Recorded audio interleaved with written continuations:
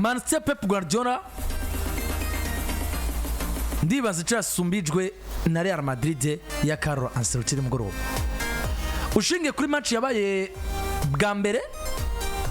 kuri Etihad Stadium, hari sano match ya nimugoroba Azari yari ifitanye na match yabaye mu ndwirangiye kuri Etihad Stadium 3-2, ariko kandi ku munsi w'ejo 3-1 kuri Santiago Bernabeu. Ibitsindo 6 mu izamu rya Man City, ibitsindo 3 mu izamu rya Real Madrid. Hari shusho match zibiri zirangiye zoba zifitaniye ku bugoro ku munsi w'ejo. Ndagomba kumenya unahereye mu bo Pep Guardiola kumbure yari yasize nimugoroba mu kibuga nabo Carlo Ancelotti mu kibuga. Hari uwo bayasubije undi ubwenge bwo gupanga cyangwa se bwo guhagarika cyangwa se bwo gutondeka neza equipe yo mu kibuga, akaba ari byo byaba byatumye aronka intsinzi cyane ku mugabo yitwa Carlo Ancelotti. Mbere ko tuzakuza ku majambo bavuze n'ibindi. Mbere yo ko tuza ku majambo ariko abantu babanze bumve ngo twabonye match ya Man City tuzi nka Man City mu myaka 5 irangiye na Madrid tuzi muri kahise ko umupira w'amaguru ku mugabane wa Burayi na Cancana. Buriya niyo match twari twiteze gusa byo twabonye kuri tapi vert. Bivuze ngo twagumye twitega amazina ya Madrid na Man City bivanye n'ivyo tuzi baheruka gukora, twirengagiza ibihe bari muno munsi.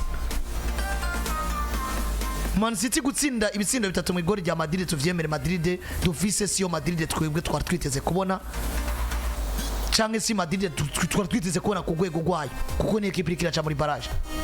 Madrid yatsinze ibitsindo 6 mu igori rya Man City. Ni Man City sigariye ku izina gusumba ibyo bariko baratanga kuri tele.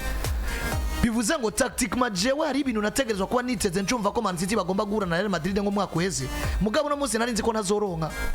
Ari naco gituma ibitsindo vya korotse nk'imvura. Mugabo tactiquement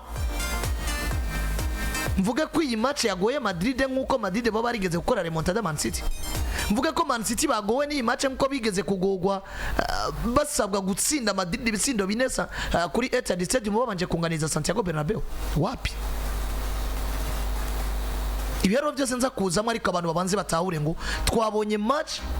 yatumye tuyitega kubwo amazina y'ivyimino migwi yakoze gusumba ivyo twategezwa kwitega bivanye nibe barimo na Cancana tapi vert nta kintu twagomba kwitega. Atari ko Madrid ari equipe y'abafana, atari ko City tuzi ko ari equipe ya Pep yindi shusho. Mugabo muzi dufatiye ku bihari nta match yari hagati ya Man City na Real Madrid ku rwego twe tuba tuyitezeko. Yari match ya Madrid na Man City nka match nyene tugomba kureba Ligue des Champions, mugabo ku rwego twari tuyiteze kuno munsi nta kintu nakimwe cyari gutuma turongo rwego kubera yuko ino migwi yose hari ikintu yatakaje ufatiye ku kuntu yari imeze mu myaka 2-3 yeze ko bamwe bafite igikombe 2024 abandi 2023 ubundi yari yanagifise 2022. Bivuze mu myaka 3 yeze muri Ligue des Champions ino migwi ko ari ibiri nifise ibino bikombe wanashima ufashe nko mu myaka ine heze. Ino migwi ahatagaragaye Madrid hagaragaye Man City kuri finale. Bivuze ngo nta muri finale zine ziheruka niburi haragaragaye umwe muri aba 2021 Chelsea Man City, 2022 Madrid Liverpool, 2023 Man City Inter Domi, 2024 Real Madrid Borussia Dortmund. Bivuze ngo na finale zine ziheruka zose umwe muri no migwi niburi waragize gute waragaragaye kandi no munsi barovyerekana ngo mu myaka 5 yeze ku mugabane wa Burayi Manchester City na Real Madrid umwe n'uwa mbere undi n'uwa kabiri, umwe n'uwa kabiri undi n'uwa mbere, nuko bagiye baraherekanya kino kibanza muri no myaka 5 yeze kuri classement UEFA. Twagomba kubitega rero bivanye n'ivyo byaro batanze. Mugabo duciye twinjira ibwina nk'abanyamupira twavuga ngo Man City bagiye gukina na Madrid. Madrid yinjije Mbappe vyagoranye, Madrid itarikira ngo Vini ku rwego imushaka ko Madrid itarikira Madrid ku rwego dushaka, City sigaye kwitwa remontada, City ishobora kubura Big 4. Niki twagomba kwitega Real? Twagomba guca twitega amazina gusumba ari naco gitumona nuno munsi nubwo City yari kuronka qualification imbere ya Real Madrid abantu bari kujyego ko Madrid irasezerewe nka equipe nziza abakeba bararyohewe. Madrid gusezera Man City, Madrid bararyohewe kuko basezera imwe muri equipe ifise ikivuze muri parcours zabo muri no myaka yeze, ariko kandi bararyohewe kuko kuvamwe muri barrage uri equipe nka Real Madrid ifise kino gikombe kabiri mu myaka 3 yeze cyari kuba ari gisebo. Harahana abafana ba Madrid no munsi batari guhirahira ngo bace baraye basezerewe. Niki twari twiteze kuri tapi vert rero ko vyanga bikunda imigwi yagomba gukina pe importe urwego rwayo ntacari gutuma Man City ngo turi babi nituji Santiago, ntacari gutuma Real Madrid bavuga ngo turi babi nitugomba gutsinda uwo turusha. Madrid yabaye nziza kuri City nubwo bose barabagwaye, buri abagwaye haraba ugwaye ariko akaba n'ugwaye aremvye cyane. None mugora abanyakano gatandukanye nako naraniteze twabonye equipe twa City binanira gutembereza umupira nk'ibisanzwe. Tubona aho Real Madrid mu ishusho ritandukanye ry'uburyo itembereza umupira mu buryo tutari twiteze. Binagaragara kandi ko akarangamutima bundi kareka ka City ko gutembereza umupira karoba kiracana hagati mu kibuga, kuko hagati mu kibuga nubwo ngo niyo nyubako yo gutembereza umupira kwa City, ariko wabona ko hagati mu kibuga ko nimugoroba equipe ya City arwitwa Nico Gonzalez, hakaba witwa Gundogan na Bernardo Silva. Usibye Phil Foden wanashaka yakoreza déplacement akaba yifata umupira akaba yocenga Kermina Mendy ndetse n'utwa Antonio Rudiger. Wabona ko still abakinyangara kuri batatu witwa Gundogan, Bernardo Silva n'utwa Nico Gonzalez, sauf Gonzalez peut-être naye mushasha mugona ko adaptation yiwe itarakunda muri equipe ya City 100%, ariko yigwa ko nk'umukinyi. Naye ubundi Bernardo Silva n'utwa Gundogan sinubona kwemeza ko ari amakosa witwa Pep Guardiola akoze mu kwatanguza mu kibuga nimugoroba. Tuvuze amakosa bakoze ucugaruka kuri ico kintu nyene buriya rega no muri match yale nubwo Man City bariyeje muri possession, ariko nemeza ko ngo minota 20 ya mbere mu rukino rwo gutangura nawe nyene twarabonye Madrid ifise iyo tentative yo kutwereka ngo uno munsi tugeze ubwego bwo gutembereza umupira cyane gusumba Man City. Man City ukabona ngo mu rukino rwa mbere ikintu gishobora kuba cyarabahetse cyane ni moral ku bafana, ariko kandi bikagenda bibangira kuri amaramplacement batateguye abakinnyi baguma bavunagurika, ndetse na gwagwe ko bakinnyi bitwa ko batanguye bitwa ko bakuze. Buriya dufashe nko muri match yarayibaye Man City batanguje abakinnyi imyaka ni buri basi bakiri bato paraporo yabatanguye kuri match passé, ko kuri match hari yatanguye abakinnyi ni buri imyaka yabugize mu hayino bafite imyaka 70 n'ibice bibiri, mugiye ku munsi w'ejo bafite imyaka 76 n'ibice bibiri. Birumvikana ko hari yavuye ku mwaka ugerageje kugira moyenne. Rero uvuze ikintu gikomeye tuje kuri tapi vert, mbanza kwagiriza Pep Guardiola abakinnyi be bagiye bafite message imeze gute. Wagiye imbere itangazamakuru ku munsi wa kabiri ati dufite igice kimwe cyo gutsinda Madrid Santiago Bernabeu tukayerimina. Ku munsi wa gatatu ati narababesha, mugabo warababesha warabivuze, kandi si jambere bivuze igihe cyose uri mu imbere ya Madrid ugomba kubivuga, kandi byarangiye gusezerege wari mubi ukanavyemanga. Ariko kandi sinemeza ko umumenyereza ari nako umukinnyi professionnel ashobora kuvuga ngo nateguwe n'amajambo umumenyereza avuga imbere y'itangazamakuru. No munsi wiyumviye ko avuze umumenyereza ashobora kuza kubivugira imbere y'itangazamakuru, mugabo afise lo message yahereje umukinnyi wiwe, message yahaye umukinnyi, ariko umukinnyi arakurikirana ivyo coach yavuze muri press conference. Umukinnyi arakurikirana ivyo coach yavuze, umukinnyi arasoma coach akavuga ngo mbega ko tugiye mu kibuga ubwo coach iyi message yaduhaye wewe ubwiwe arayize yarayifise. Erega umuntu ashobora guhutumwa adafise, umuntu ashobora kugira ati ja kugwana kandi ubibona ko nawe ubwiwe yakubwiye ati ja kugwana abona ko utabishoboye. Umuvyeyi arashobora kurunka kujya kugira ati mwana genda wige n'umwana wa naka yarize, ukumva ngo andungize ko n'umwana wa naka yize mugabo arabona ko atavye nshoboye. Uwo mwana atandukanye nawe ndumubwiye abwira ati genda wige tuguhanza amaso kandi turazi yuko bishoboye, turazi yuko uzotera iteka umuryango. Urumva izo message zibiri. Harakubwira Mike genda wige nabo kwa Zadi barize, ukumva ati kandi zavuga ko nabo kwa Zadi bize, anumye kwiga kugira ngo yikura gasuzuguro atari ukabona ndabishoboye, rero confiance atabona muri jewe mugabo arantumye gusa ati genda kugira ngo wige nabo kwa Zadi barize. Mugi wundi mujyasho kurunga kugira ati Mike genda wige tukubona mu imani idasanzwe, tukubona uciye ubwenge uzotera iteka umuryango niwe twizeye. Urumva iyo message ukabona ngo umuvyeyi arabona ko nubwo akurungitse ni wananirwa ntazobitahura, no ukavuga ati umuvyeyi arabona ko ndabona ko adatahura ko je nonanirwa ahubwo aranyizeye gusa umuko peut-être nanje niyizeye bikakongera ingufu. N'abakinnyi ba professionnel mugabo cyo dufata karuriro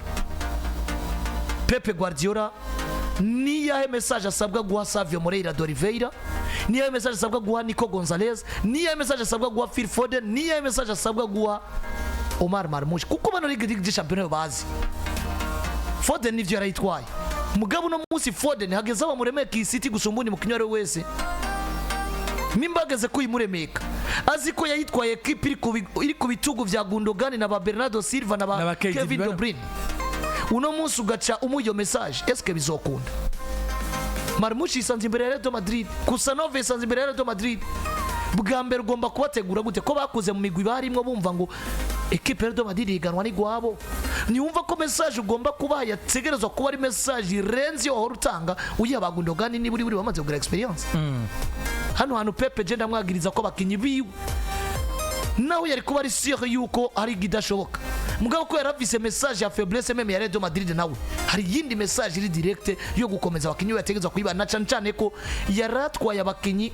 batazi rino higanwa imbere equipe ya Real Madrid de Santiago Bernabeu kukarazi ngo vyarangwe n'igihe nazanya abamenyereye rino higanwa uno musi ntwaye benshi muri bo batazi rino higanwa eske sinabwirizwa kuba message itandukanye niyo nahora ntanga mbere uko nja kuri tapivere icyo niko sanagiriza Pepe Guardiola haruhande yaho tugaruke kuri effective ya Manchester City abakinyi yarafise nabo yategerezwa gutanguza harabagumye bagaruka kuri England Talent twabwiye Haaland yari insert Diana bigarutse ko nyuma y'umukino witwa Pep Guardiola avuga ati Haaland yakoze imyimenyerezo iminota makeya mu gatondo ati yanaji wanje aho nari mpagaze arambwira ko yuva atameze neza ati nayo mpamvu nahisemo kumusubiriza n'abandi bakinyi bivuze ngo ariko mugaye kozo twomagiriza gamere kuri tapivere maze katari Erling Braut Haaland si Erling Braut Haaland kuko hano utaronse favor total y'abaganga cyane no mukinya kubwira ati meze neza match imwe si ubuzima bw'umukinyi niwo comagura ubuzima bw'umukinyi canke ufata amariska adakenewe kubwa match nayo nyene utari sire kumuzanye aje gukiza ivyananiranye nta kosa yagomba gufata nako nta risk yagomba gufata kuri Erling Braut Haaland mugabo twigarukire ku kintu gikomeye c'abakinyi yazanye mu kibuga bwa mbere nari nkeneye kuri Pepe Guardiola ibintu bibiri nimba yakira ko yamaze kugira ne blanche cyangwa yamaze kugira umwaka mubi mugabo kafisa amahirwe yo kuba yaraguze mu kwezi kwa mbere abakinyi baguze miliyoni zirenga 200 bakaba abakinyi bari muri projet igihe kirekire ya Manchester City abo bagomba guhabwa umwanya bagatangura kumenyera kuko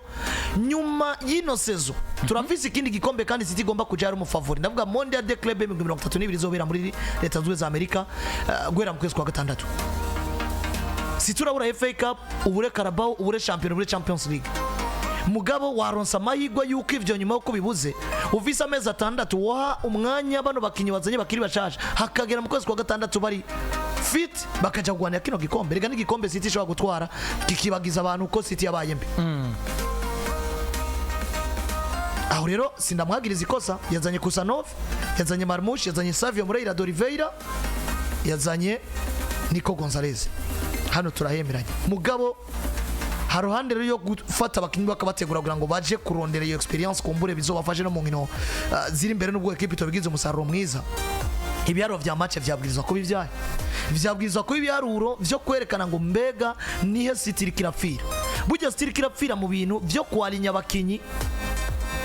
batagishoboye kurondera umupira kuko City mu bisanzwe nimwe nitembereza umupira cyane equipe zitembereza umupira ziba ziri for no muri pressing cyangwa muri recuperation y'umupira nuko ngo umupira tutakaje turondera mu mwanya muto ushobotse twaba tugize gute tusubiranye ivyo navyo bikundira abakinyi bakiri jeune bagishoboye kuwiruka inyuma y'uwo mupira ariko kandi bashoboye no kugumana uno musugiye kuri umugabo witwa Bernardo Silva na Ilkay Gundogan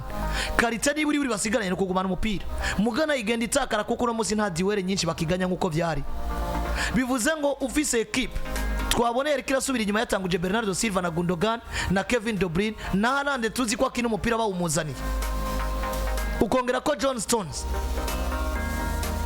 equipe ya uritangura mu kibuga niburi buri fise mazine canke zitanu zigize gute zitari bufashe equipe mu bijanye no kwerekana urwego tuzi kuri Man City kurondera umupira no kugumana baganya madiwe ivyo byose ukabona ko vyabuze ugarutse no kugo rukino wazanya abana bakiri bato ugomba kuzana bamwe ari experiment mugabo ugakorera kuri wa wundi niburi afise icyo gishoboye kurusha abandi mu bijanye no kurondera umupira ndetse no kukina uya Meteo Kovacic nta kintu na kimwe mbona cyari gutuma Pepe Guardiola yizera umugabo yitwa Bernardo Silva na Gundogan amemta ukibagira Mateo Kovacic ko dufashe nk'inguvu jewe Nico Gonzalez yatanze mu kibuga ari match we yitwa kari ya mbere ya Ligue des Champions do classe mondiale nk'iyi Nico Gonzalez ku do chapeau de ma part yabayeho mu match ku ruhande rwa Man City meme no mukina na Kusanov nubwo ari ku ruhande rwa Rukoro raca kumugabo witwa Vinicius Junior mugabo wabonye ko de Bordement ndetse n'ubuda defender aha umwanya n'icizere umukinyi mwiza cyane niko navuga nivyo Kusanove by the way yaranacogaye n'umukinya akomeye nka Vinicius ivyo ari kuba ko byose twari kubitahura kuko nawe aracari mushasha acari ko ari adapta mugabo dufashe niko Gonzalez yari muri mediane yabamize twabonye Sebaros na Chouameni na Bellingham bateye ubwoba badatakaza umupira cyangwa bawurekipera mu mwanya muto ukabona umwana yitwa niko Gonzalez physique ameze neza arayangaje kuja muri duel akayiganya mugabo akabona ko yanani bagatangura kwega amabitura bavini n'ibindi ariko ukabona ngo araparticipa muri je arakina ararondera umupira arawugarda aralimenta ukabona ko ako kazi kose ni gwiwe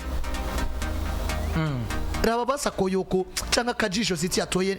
Kovacic amaze kwinja bagafatana niko Gonzalez wabona ngo niburi buri equipe irarekipera umupira gusumba uko vyari bakiri kubona Gundogan na Bernardo Silva niburi buri equipe iragerageza ko avance ikegera imbere ifise umupira gusumba uko vyari Kovacic atarinji